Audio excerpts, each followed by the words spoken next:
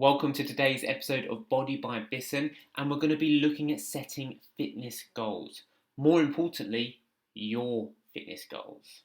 By the end of this video, you're going to have a greater idea of what it is you want and how to achieve it.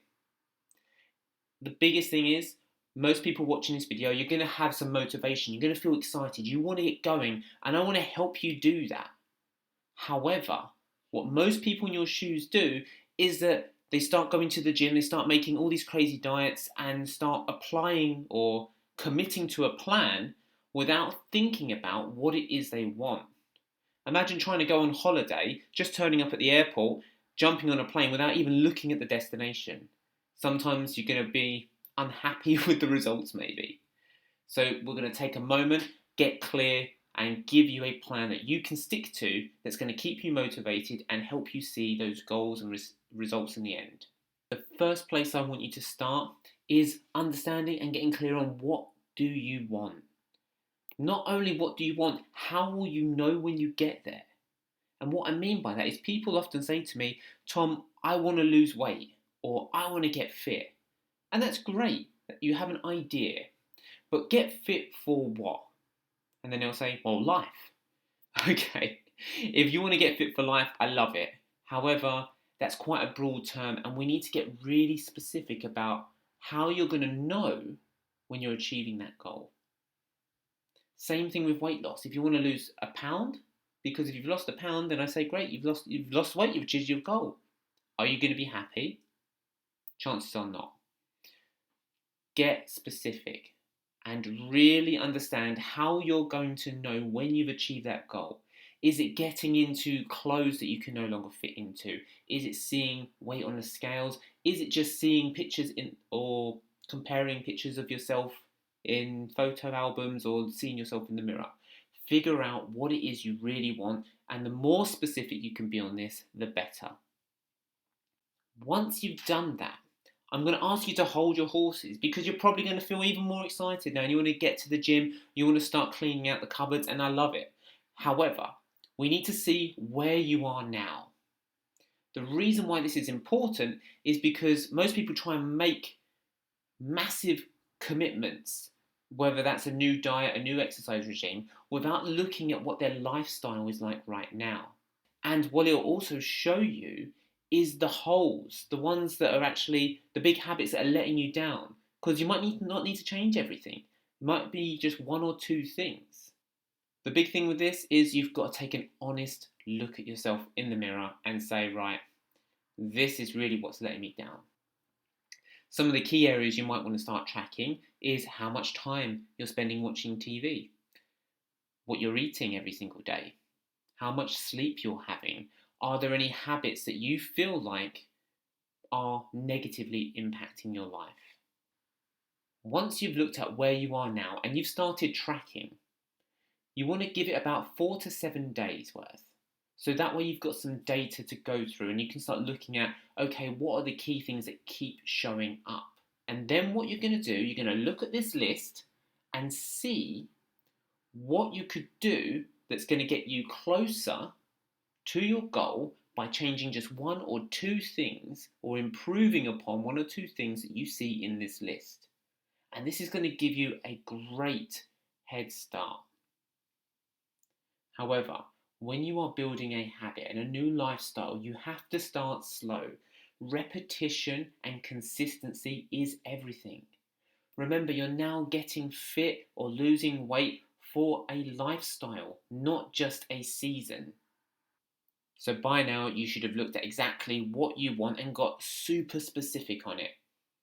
Then you would have looked at what your habits and lifestyle is like now and done at least 4 to 7 days worth of tracking to get some data. After that, you would have sat down and you would have gone through the data that you've collected about yourself and looked at one or two things you can start improving upon to move you towards your goal. Now you're ready to start thinking about what resources you need access to. For example, if you're looking at improving the food that you're eating, maybe you need to buy a cookbook. Maybe you need to look at some YouTube channels to give you some ideas on food. Or Are there any gyms around? Do you need any equipment? Do you need a trainer? All of these questions. What are all of the resources that you could have access to that's going to help you achieve your goal? And finally, once you've done that, ask yourself, how are you going to hold yourself accountable? How are you going to make sure you stick to this goal? Some of my clients, what they like to do, they print out a weekly schedule and they schedule in the tasks and the habits they need to do in their busy diaries.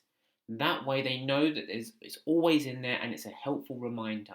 At the end of the week, they go back through their week and they see what they managed to do and reflect on what they can do better in the next week coming forward. This is just one way you can do it. Other people have accountability partners, someone who's working on a goal on their own, and you just hold each other accountable, check in with each other, see what they're doing and how they're doing it. Answering all those questions and spending the time writing all of this out is going to massively improve your chances of reaching your goal and succeeding. However, we're not done.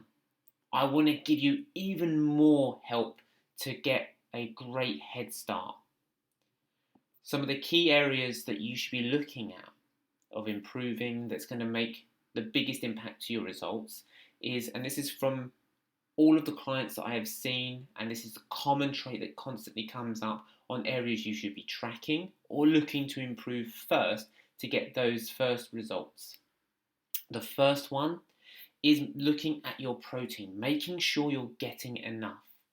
Normally when clients give me their food diary, they're averaging between 30 and 60 grams of protein per day. Now that probably doesn't mean much to you right now, but the average person needs to be getting a lot more. The way you figure this out is you think if you're a man, you need 110 grams for the first 5 feet of your height and then 5 grams every inch after. If you're a woman, you need 100 grams of protein for the first 5 feet and then 5 grams every inch after.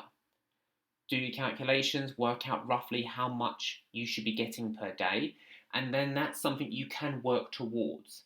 So if normally I would never say go straight from 30 to 150, I would say increase 10% week on week until you find it easier.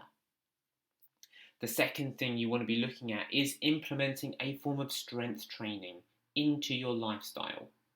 The goal here is to build stronger muscles. You don't need to go every day. Even just once a week of strength training is enough. Stronger muscles will improve the quality of your life, allow your joints and your energy levels to be even better protected as you go through, and it will allow you to have even more fun with activities and put more into it. And not just to say, it's going to make you look a little bit better as well, to be fair. And finally, the big one you have to go for is make sure you get enough sleep. Remember, people think that bodies are built in the gym, but they're not. They're built in the bedroom. When you're sleeping and recovering, your body has the time to go through, make the improvements that you're doing during your day-to-day life. So I hope you found that helpful. If you have any questions, queries or comments, please leave them below, and I look forward to speaking to you soon.